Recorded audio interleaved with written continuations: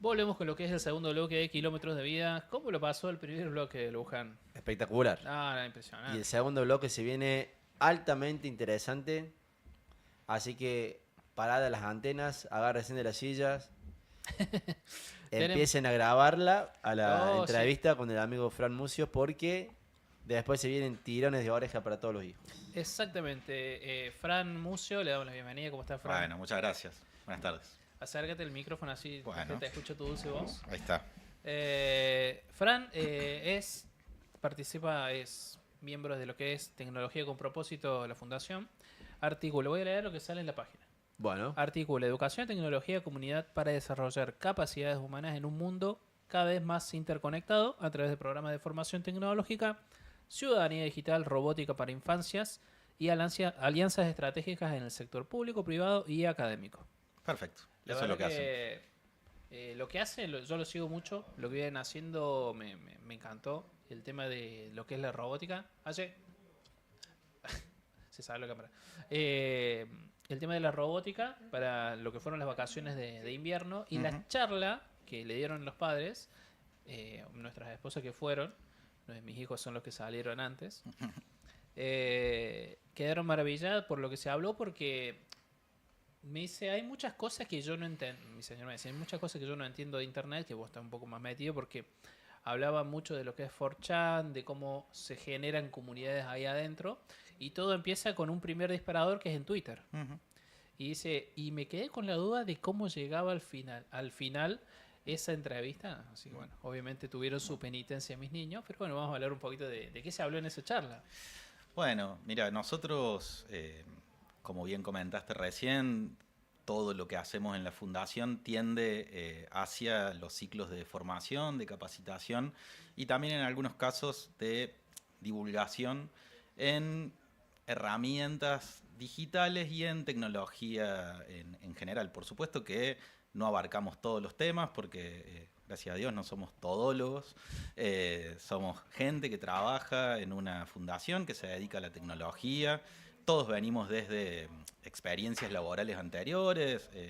Yo soy abogado, no soy ni programador ni ingeniero. Sin embargo, bueno, ya hace 2 años que estamos trabajando en tecnología.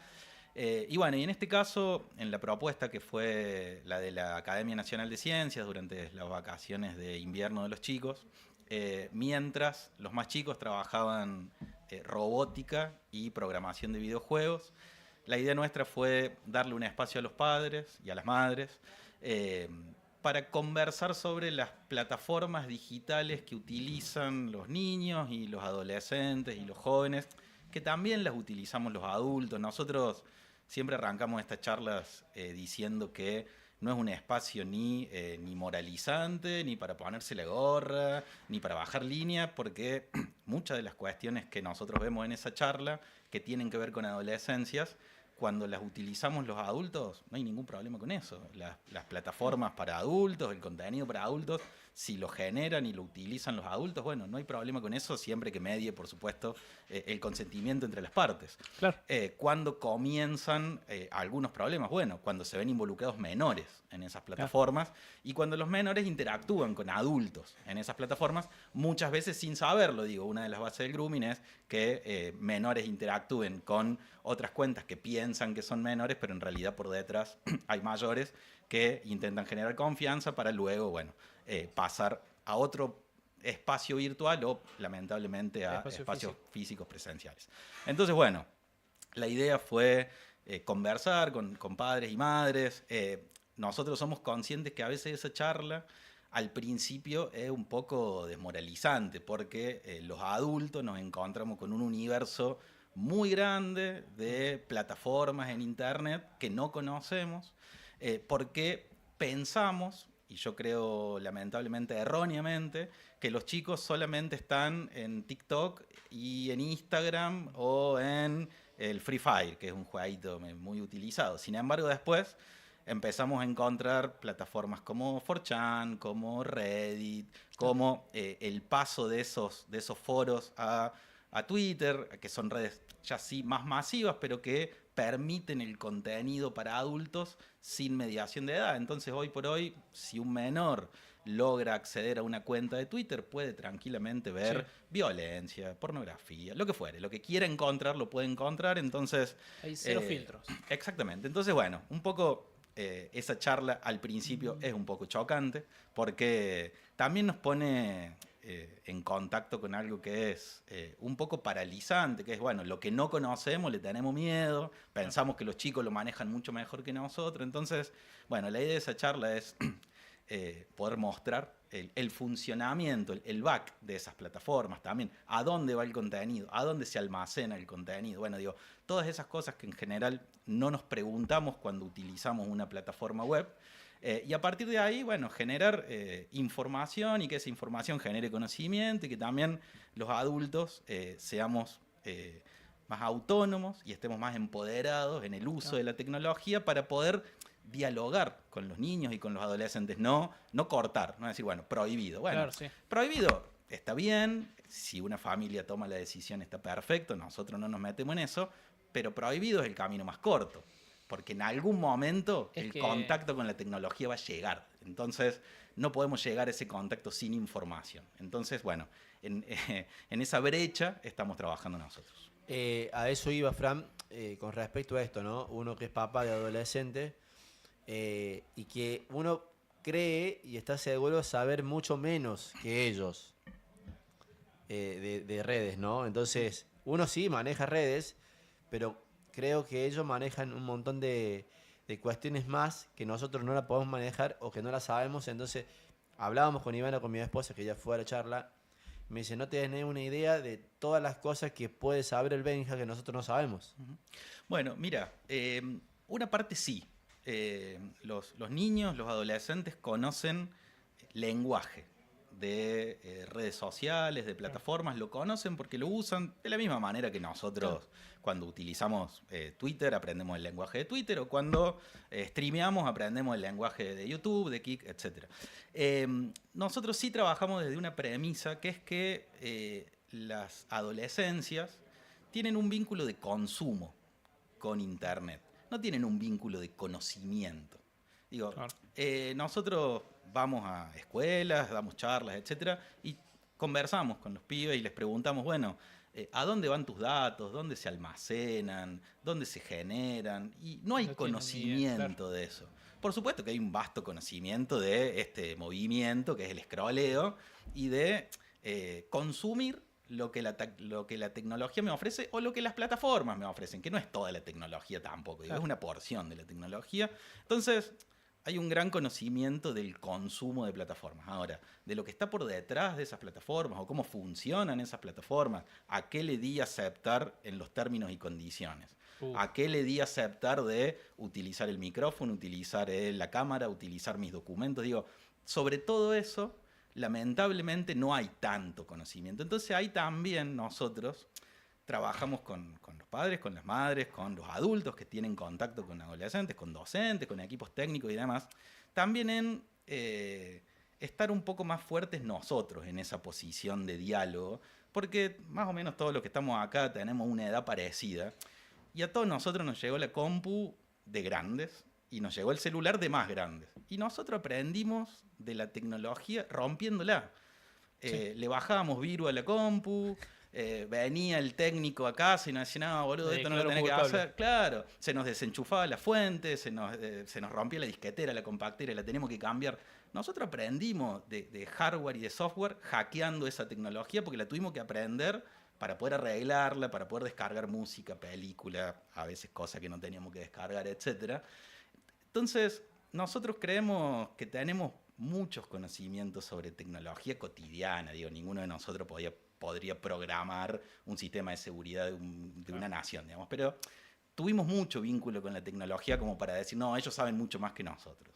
Y esto no es enfrentar generaciones, es nada, conocimientos que traemos nosotros, conocimientos que sí tienen ellos sobre el consumo de las plataformas y cómo nos podemos sentar en la mesa y decir, bueno, esto vos lo usás, lo vas a seguir usando porque yo te lo prohíbo acá, da la media vuelta y lo usás allá, entonces es una prohibición que se corta muy rápido. Pero también nosotros posicionarnos como adultos en ese vínculo y decir, bueno, ¿cómo vamos a mediar esta situación? Existe Twitter, existe 4chan, existe Reddit, existe Roblox, existe Free Fire, digo, todo ese universo existe. Si yo lo prohíbo, ¿deja de existir? No, deja de existir por un rato en mi casa. Pero entonces lo mejor es conocer, como con cualquier cosa, digo, cuando nosotros hemos sido más chicos, la problemática podría haber sido la esquina, Claro. el porrón, la marihuana. Esas eran las preocupaciones de nuestros padres. Bueno, ahora son las plataformas de internet. Y tuvimos que informarnos para saber cómo funciona. Bueno, esto es lo mismo. Me lleva esto a las prohibiciones. Yo tenía prohibido ir a un lugar donde tenían los jueguitos, los arcades. Mirá. No me dejaban ir, pero ¿por qué no me dejaban ir? Después lo entendí cuando me retaron y me pusieron en penitencia. Claro, había droga, había alcohol, había adultos. O sea, los chicos que íbamos a jugar, pero por detrás de eso había un montón de cosas que yo no entendía a mis 12 años, 10 años. Y después que me hablaron, me explicaron mis viejos, ahí ya dejé de ir por mi cuenta. Que yo creo que de eso se trata, de hacerle entender a los chicos, che, por ejemplo, prohibir Roblox. O sea, nosotros en mi caso lo hemos prohibido. No, creo que jugó un par de veces mi hijo. Y después cuando entendimos cómo venía el detrás de Roblox, ahí dijimos, mira, esto no lo vas a jugar por esto, por esto, por esto. Que es concientizar a los niños también desde nuestro lugar de adultos. Totalmente. Sí, completamente. Y también dos cosas que pensaba mientras vos hablabas. Primero que Internet o las redes sociales, no toda la Internet, las redes sociales han amplificado conductas que ya existen en la humanidad desde que la humanidad es humanidad. Digo, Internet no inventó ni los abusos sexuales, ni el bullying, ni el grooming. Digo, no inventó nada de eso. Internet simplemente o gravemente lo masificó y lo hace más rápido. Digo, vos ahora cometés un acto en una escuela y antes, en nuestra época, solo se enteraban los de la escuela de al lado, Claro. que habíamos puesto un candado para perder hora de clase. Bueno, ahora le sacan una foto, se enteran todas las escuelas de todo el país. Entonces se puede replicar esa conducta rápidamente, como pasó con este mensaje en el baño de mañana no vengan porque hay tiroteo, digamos. Claro. Hace 15 años atrás eso no hubiese pasado del ámbito de esa escuela. Bueno, en Córdoba tuvimos más de 100 pintadas donde mañana no vengan que hay tiroteo, etc. Derivado de una causa mucho más compleja que fue, bueno, este adolescente que lamentablemente llevó un arma a la escuela en Santa Fe y mató a un compañero. Pero, digo, Internet nos permite amplificar las acciones y las conductas más masivamente y más rápido también.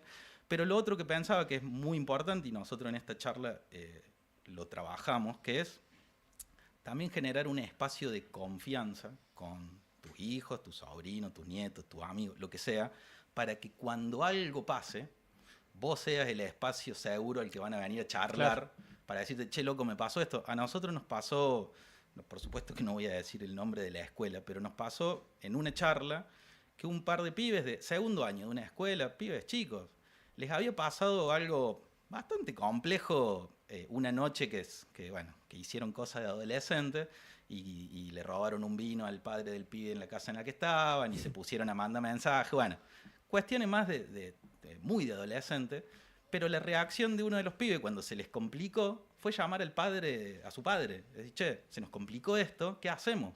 Y el padre vino y le dijo, bueno, no hagan nada, quédense tranquilos, no pasa nada. Pero pudieron frenar esa acción que se les estaba complicando desde los datos y desde lo económico, porque un pibe tuvo la confianza con su padre para decir, che, lo llamemos porque él nos va a dar una mano. Si le hubiesen tenido miedo a ese vínculo, eso no hubiese pasado y la situación se hubiese agravado. Porque del otro lado del teléfono ya tenían datos, ya tenían la cuenta, ya le estaban sacando plata. Entonces, digo, haber generado ese espacio de confianza, de información, de lo que sea, permitió frenar una situación que podría haber sido muy grave. ¿Qué consejo le podés dar a los chicos que pueden estar escuchando o viendo este video con relación a lo que le pasaron a estos pibes? ¿Qué precauciones tienen que tomar los chicos para que no pasen estas cosas y se lleguen a mayores? Mira, las precauciones son las mismas que tenemos que tomar los grandes. No brindar datos personales en Internet, mucho menos a personas que no conocemos. No ingresar a enlaces, a links que no conocemos su procedencia, no entregar nunca ni claves de acceso, ni redes personales, no ir detrás de promesas demasiado buenas para ser verdad. Esto lo grande lo conocemos bastante, pero en redes circula mucho esto de levántate a las 5 de la mañana, hace flexiones, analiza el mercado y volvete millonario. Digamos. Ahí hay un trayecto que muchos de los que nos hemos levantado a las 5 de la mañana toda nuestra vida y todavía no somos millonarios no logramos unir. Digamos. Entonces, no ir detrás de ese tipo de promesas, que además son falsas, por supuesto, que después te llevan hacia otros lugares, o hacia una estafa virtual, o hacia hacer erogaciones de dinero que no tenías prevista, o hacia entregar datos personales que antes no te habían pedido, ni hablar cuando ya del otro lado hay una extorsión respecto de imágenes privadas y demás. Entonces, nosotros siempre lo trasladamos al plano de la no virtualidad y en general decimos, lo que no hacemos en la calle, tratar de no hacerlo en internet. Digo, si a vos en la calle te frena una persona que no conoce y te dice, bueno, dame tu nombre, tu apellido, tu DNI, la clave de tu mail, uno en general tiende a no dársela, lo mismo que si te abren la puerta de un auto y te dice subite que te llevo, uno no se sube. Bueno, digo, en el espacio virtual los resguardos tienen que ser los mismos pensados para los entornos digitales. Entonces, bueno, tener la cuenta de Instagram en privado es una buena manera de que no nos puedan sacar nuestras fotos ni personales, ni familiares, ni de amistades, ni de lo que sea. Tener buenas contraseñas seguras, que no sea el nombre de mi perro y mi fecha de nacimiento, que es algo que hacemos bastante todo. Entonces... Ya hemos cometido esos errores. Claro, digo, o que me mandan un link que dice, mira, promoción de Mercado Libre, no sé qué, y una vez que entras, bueno, te puede llegar a ingresar un virus al teléfono que popularmente se conoce como el hackeo, digamos, y que... Sí, un troyano. Claro, entonces...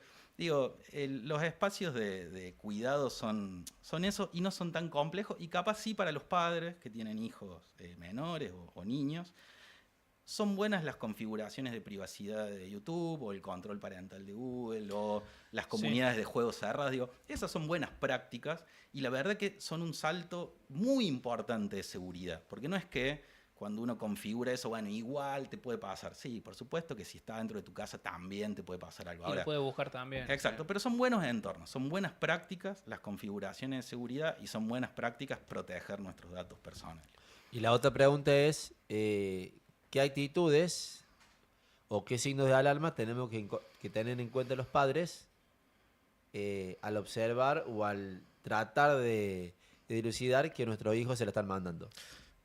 Bueno, esa es una pregunta recontra compleja a la que, gracias a Dios, no tengo la respuesta total, ni creo tenerla. Pero, bueno, justamente en esta charla en la que estuvieron presentes sus esposas, trabajamos esto de las alertas, o como se dice en internet, las red flags. Digamos, bueno, cambios de actitud muy repentinos respecto de la violencia. Digo, comenzar a tener actitudes violentas en el entorno familiar, en el entorno de amistad, en la escuela, un cambio muy drástico en la utilización de las pantallas, bueno, se vuelve vocabulario también. El vocabulario que empieza a utilizar, o el no acceder a conversar cuando uno le pregunta, bueno, ¿qué estuviste haciendo hoy en internet? Mira, yo hace poquito estuve en San Francisco dando una charla, pero esta vez viajé con una compañera de acá que es psicopedagoga. Sí, con Carol Meloni. Con Carol Meloni, exactamente. Bueno, la hija de la profe Claudia. Bueno, bien. Viajé con Caro y Caro decía algo muy interesante que a mí me hizo mucho sentido, que es si ya teníamos la habitualidad, o nuestros padres la tenían con nosotros, de preguntarnos qué hicimos en el día, en la escuela, en el club, en la plaza, tener esa misma habitualidad de preguntar qué hiciste en internet. Bueno, ¿qué hiciste hoy en internet? ¿Por dónde navegaste? ¿Qué páginas conociste? ¿Qué juegos jugaste? Entender a internet como un territorio más que estamos habitando, incluso más que la propia calle, digamos. Sí. Después, cada uno de nosotros, cuando miramos nuestros tiempos en pantalla, tenemos poco para decirle a los pibes, sí. Digamos, porque después los pibes te dicen 8 o 10 horas. Uy, ¿cómo? 8 o 10 horas. Bueno, si yo te pido hago tiempo en pantalla, debe estar bastante cerca de 8 o 10 horas. Digamos. Entonces, bueno, empezar a entender a internet como un territorio que habitamos y poder conversar sobre eso. Y lo mismo, cuando no entendemos algo de lo que nos dicen, no bloquearnos y decir, che, eso no lo entiendo, me queda lejísimos, porque la realidad es que estamos a un Google de distancia. Lo vimos en esta charla. 4chan no es ni dark web, ni deep web, ni nada de eso. Es una página. Uno pone 4chan.org y listo, entró a 4chan. Lo mismo con Roblox, lo mismo con Free Fire, lo mismo con Reddit. Entonces, es un bajón mandar a las personas a informarse o a aprender. Pero medio que no nos queda otra. O aprendemos o asumimos que vamos a quedar afuera de un montón de cosas. Aparte, estamos hablando de hoy en día está todo tan instantáneo que el tema de Reddit, 4chan, son comunidades son nichos, nichos que de ahí se disparan. Por ejemplo, el tema de los tiroteos, claro, el tema del bullying, el tema de hacer alguna amenaza, de algún chiste, entre paréntesis, entre comillas. Se disparan tantas cosas diariamente que uno inevitablemente tiene que o entender eso o entender cómo viene el idioma a través de Twitter, que también es lo que más a mano tenemos. Otra cosa que, bueno, no sé cómo estamos con los tiempos, señor Leito. ¿Estamos bien? Bueno. Nos vamos para el otro lado, para las personas adultas, el tema de las estafas, que también es algo que están llevando adelante. Tienen un curso también. Sí, nosotros tenemos una charla, tenemos un ciclo que se llama Ciudadanía Digital, que lo hacemos con personas adultas. Antes tampoco hace tanto, pero el año pasado era para adultos mayores. Después de que lo dimos muchísimas veces, nos dimos cuenta que le sirve a muchísima gente, no solamente a los adultos mayores, y que en el caso particular de las estafas virtuales no hace falta ser jubilado para caer en una estafa virtual.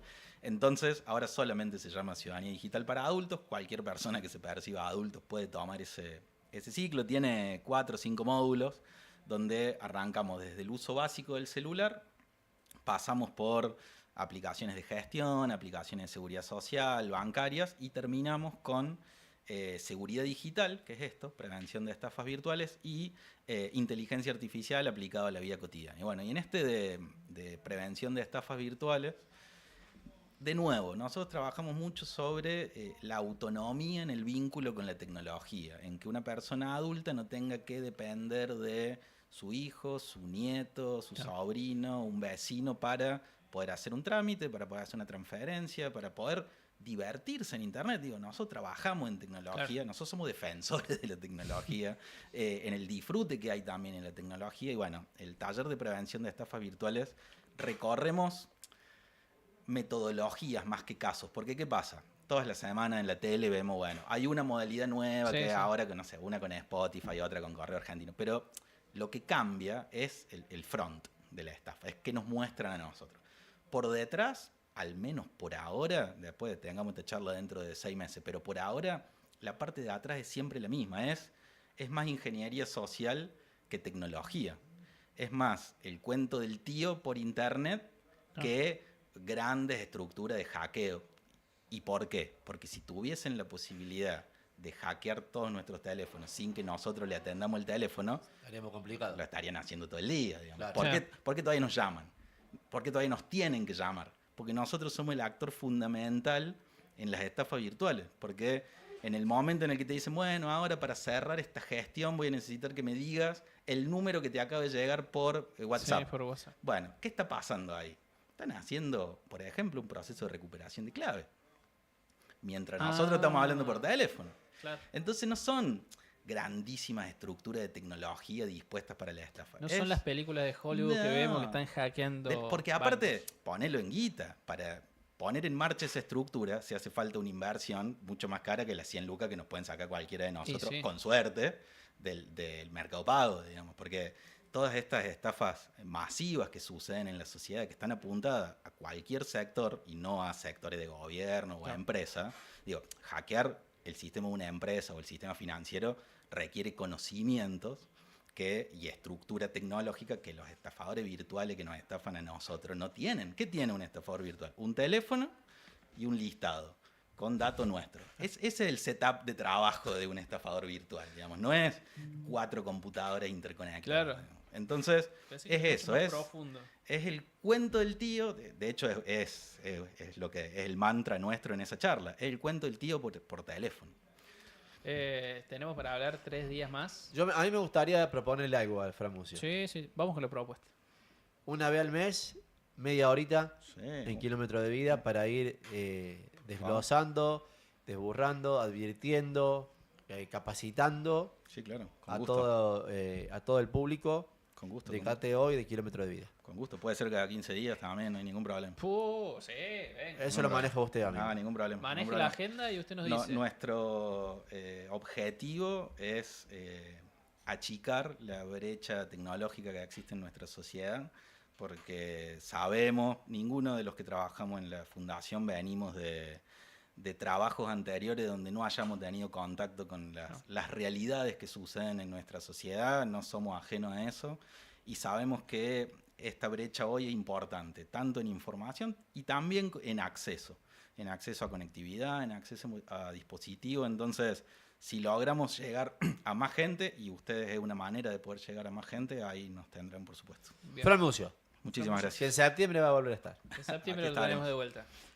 Vamos a un pequeño corte. Le agradecemos a Fran por haber venido y a toda la fundación por habernos mandado a uno de los oradores. Y seguimos con el cubano Sutil. Ya está aquí en estudios, así que en minutos lo tenemos sentados aquí en los estudios de KTO Ayutiel, en kilómetros de vida, en vivo.